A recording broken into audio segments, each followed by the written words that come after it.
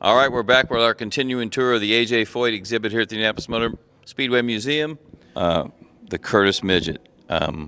You just said, my God, look how tiny that is. Well, he only weighed 175 pounds back then, and he was chiseled. And this. So he drove when he was 7 years old. No, a little bit older than that. But look at this cool little midget. I mean, look at that little knobby. Look at this tire.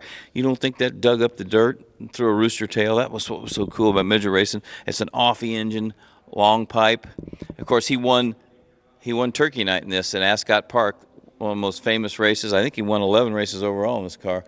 It's just Turkey Night was one of the most famous races you could win back then. Parnelli won it, and everybody that became somebody usually did.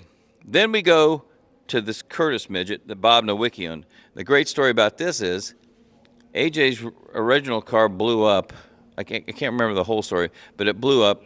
So he went and paid to start last in this car. And there were 24 cars, and this is the Hut 100. This was just as big a deal as Turkey Night, but this was raced at Terre Haute. 11 rows of 3, 33 midgets, always ran the day after the Hoosier 100. He starts last and laps the field before they finally call the race off because it's too dark, because they got a late start. And Bob Nowicki, I mean, he was fairly impressed that his man not only paid $200 to get the driver that was originally in the car out of the seat, but then he lapped the field. Now this is a thing of beauty, my friend. This is an A.J. Watson sprint car. And I don't know if Watson built a lot of sprint cars. He didn't hardly build any midgets, but he built some sprint cars. And you know, even after A.J. had already won the Indy 500, he still raced sprint cars.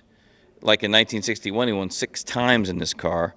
And it's just an Offie engine, and there's just the way it just sits there, and it just looks like the brutal, raw things that sprint cars are, and that's just, I mean, you got to be a man to drive a sprint car, and especially back then. No roll cage.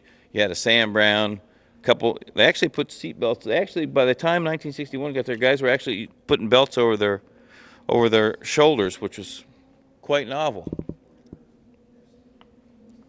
Now, this is another sprint car built by A.J. Watson, and I don't know, it might be cooler than the one we just looked at, just because of the way the pipes are, the way this thing is laid out. And Watson was such a craftsman, and you know, he's obviously one of the icons of the sport, and he's another guy that, you know, you had to be pretty good to get an A.J. Watson car.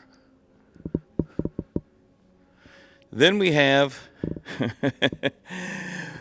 A.J. was getting needled one day in 1974 by our buddy Steve Stapp, probably, and this is a Stapp car, but he, you know, I think Steve or somebody said to Foyt, might have been George Snyder that said to A.J., his longtime running mate, boy, it's a good thing you're not running dirt anymore, because Jan Opperman would kick your butt up one side and down the other.